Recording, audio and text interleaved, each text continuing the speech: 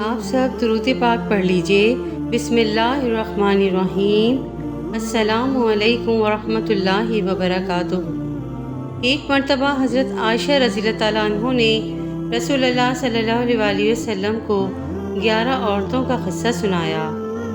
آپ رضی اللہ تعالیٰ عنہ فرماتی ہیں کہ ایک مرتبہ 11 سہیلیوں نے آپس میں یہ معاہدہ اور اقرار کیا کہ وہ اپنے خاوندوں کی کوئی بات نہ چھپائیں گی اور پورا حال سچ سچ بیان کریں گی۔ ان 11 عورتوں کے نام صحیح روایت سے ثابت نہیں، اگرچہ بعض روایت میں بعض کا نام آیا ہے، پھر ان کے ناموں میں بہت اختلاف ہے، اس لیے نام حذف کر دیے گئے۔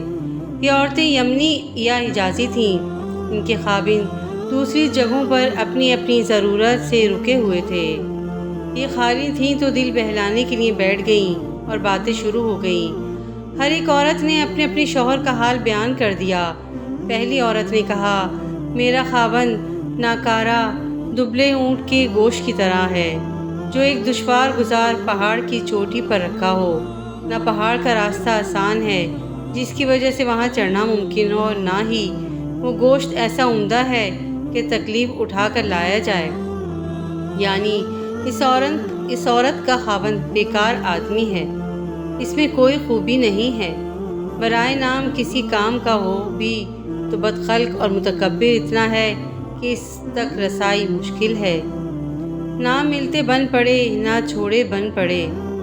دوسری عورت بولی، میں اپنے خاوند کا حال نہیں بتا سکتی، میں ڈرتی ہوں کہ اگر اس کے عیوب بتانے بیٹھ جاؤں تو پورے نہ بتا سکوں گی، کیونکہ اگر بتاؤں تو ظاہری اور باطنی سب عیوب بیان کروں۔ یعنی دوسری عورت نے اپنے شوہر کو سراپا عیب قرار دیتے ہوئے اجمالاً اس کے عیب بیان کر دیے اور تفصیل سے معذرت کر لی۔ تیسری عورت بولی، میرا خاوند لمبا ہے، یعنی احمق بے وقوف ہے، اگر میں کسی بات پر بول پڑوں تو فوراً طلاق، اور چپ رہو تو لڑکتی رہوں، یعنی زبان سے کوئی ضرورت بیان کروں تو طلاق کا خدشہ ہے، اور اگر خاموش رہوں تو اس کو میری پرواہ نہیں ہوتی۔ نہ شوہر والیوں میں شمار، نہ بے شوہر والیوں میں کہ کوئی دوسری جگہ تلاش کروں۔ چوتھی عورت گویا ہوئی، میرا خاوند تہمہ کی رات کی طرح ہے، یعنی معتدل مزاج ہے، نہ گرم ہے نہ ٹھنڈا، اس سے کسی قسم کا خوف ہے نہ ملال۔ گویا اس عورت نے اپنے شوہر کی تعریف کی ہے کہ اس کا شوہر میانہ روی اور اعتدال کے راستے پر چلنے والا ہے، نہ زیادہ چاپلوسی کرتا ہے نہ ہی بیزار رہتا ہے۔ پانچویں عورت نے کہا، میرا خاوند جب گھر آتا ہے تو چیتا بن جاتا ہے، اور جب باہر نکلتا ہے تو شیر بن جاتا ہے، اور جو کچھ مال و اسباب گھر میں چھوڑ کر جاتا ہے اس کے بارے میں پوچھتا بھی نہیں ہے۔ اس عورت نے بھی اپنے خاوند کی تعریف کی ہے کہ وہ گھر میں آ کر بے خبر ہو جاتا ہے، نہ خفا ہوتا ہے نہ کسی چیز میں داخل ہوتا ہے، اور گھر میں جو کھانے پینے کی اشیاء ہوں ان کے متعلق باز پرس نہیں کرتا۔ چھٹی عورت نے کہا، میرا خاوند اگر کھاتا ہے تو سب نمٹا دیتا ہے، اور جب پیتا ہے تو سب چڑھا جاتا ہے، اور لیٹتا ہے تو اکیلا ہی کپڑے میں لیٹ جاتا ہے، میری طرف اپنا ہاتھ تک نہیں بڑھاتا تاکہ میرا دکھ درد جان سکے۔ اس عورت نے اپنے خاوند کی مذمت بیان کی ہے کہ اس کو بیل کی طرح کھانے پینے کے سوا کوئی کام نہیں آتا، اور نہ ہی عورت کی خبر گیری کی فکر کرتا ہے۔ ساتویں عورت کہنے لگی، میرا خاوند صحبت سے عاجز اور نامرد ہے، اور اتنا ناسمجھ ہے کہ بات بھی نہیں کر سکتا، ہر بیماری اس میں موجود ہے، اور ظالم بھی ایسا ہے کہ میرا سر پھوڑ دے یا جسم زخمی کر دے یا دونوں ہی کر گزرے۔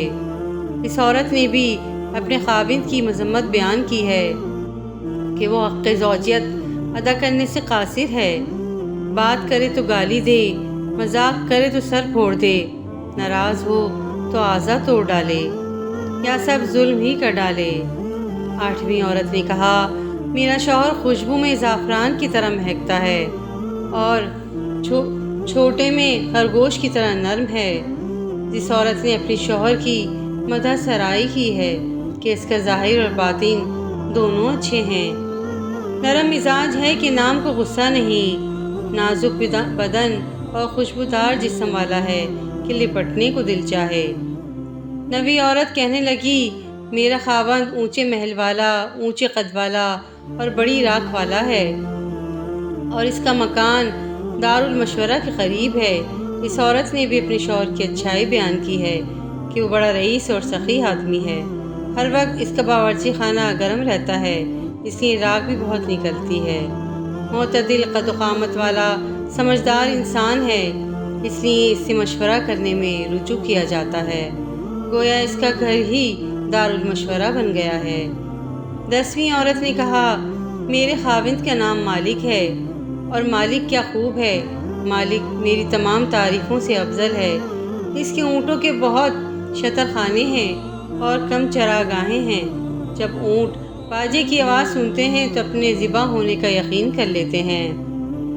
اس عورت کے کلام کا حاصل یہ ہے کہ اس کا خاوند نہایت سخی ہے، مہمانداری کی وجہ سے اونٹ چرنے کا موقع ہی نہیں پاتے اور گھر میں ہی کھڑے کھڑے ذبح کر دیے جاتے ہیں اور مہمانوں کی مہمان نوازی کے لیے پیش کیے جاتے ہیں۔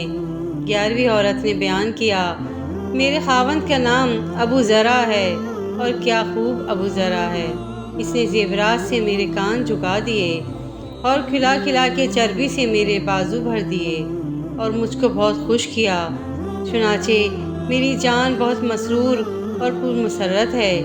اس نے مجھے بھیڑ بکری والوں میں پایا جو پہاڑ کے کنارے رہتے تھے اور تنگی سے گزر بسر کرتے تھے، سو اس نے مجھے گھوڑے، اونٹ، کھیت اور خرمن کا مالک بنا دیا، یعنی ذلیل و محتاج تھی، اس نے مجھ کو باعزت اور مالدار کر دیا۔ اس پر مزید خوش قلقی یہ ہے کہ میں اس سے بات کرتی ہوں تو وہ مجھ کو برا نہیں کہتا، سوتی ہوں تو صبح کر دیتی ہوں، یعنی کچھ کام کرنا نہیں پڑتا، پیتی ہوں تو سیراب ہو جاتی ہوں۔ یہ ہماری حالت تھی۔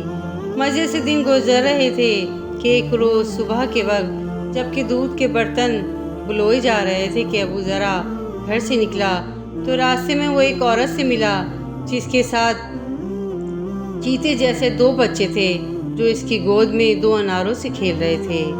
بس وہ ابو ذرا کو کچھ ایسی پسند آئی کہ اس نے مجھے طلاق دے دی اور اس عورت سے نکاح کر لیا۔ ابو ذرا کے مجھے طلاق دینے کے بعد میں نے ایک شریف سردار مرد سے نکاح کیا جو عمدہ گھوڑے کے شہسوار، سپہ گر اور نیزہ باز ہے۔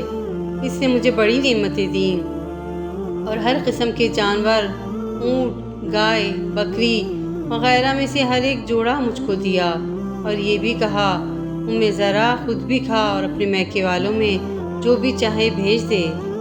لیکن بات یہ ہے کہ اگر میں اس کی ساری عطاؤں کو جمع کروں جو دوسرے خاوند نے دیا تو وہ سب ابو ذرا کے چھوٹے برتن میں برابر بھی نہ ہوں، یعنی دوسرے خاوند کا احسان پہلے خاوند کے احسان سے نہایت کم ہے۔ ام المومنین حضرت عائشہ رضی اللہ تعالیٰ عنہ جب رسول اللہ صلی اللہ علیہ وآلہ وسلم کو 11 عورتوں کا قصہ سنا چکیں تو حضور اکرم صلی اللہ علیہ وآلہ وسلم نے ان سے فرمایا کہ میں تیرے لیے ایسا ہی ہوں جیسے ام ذرا کے لیے ابو ذرا تھا، یعنی میں ویسے ہی تیری خاطر کرتا ہوں، مگر میں تجھے طلاق نہیں دوں گا۔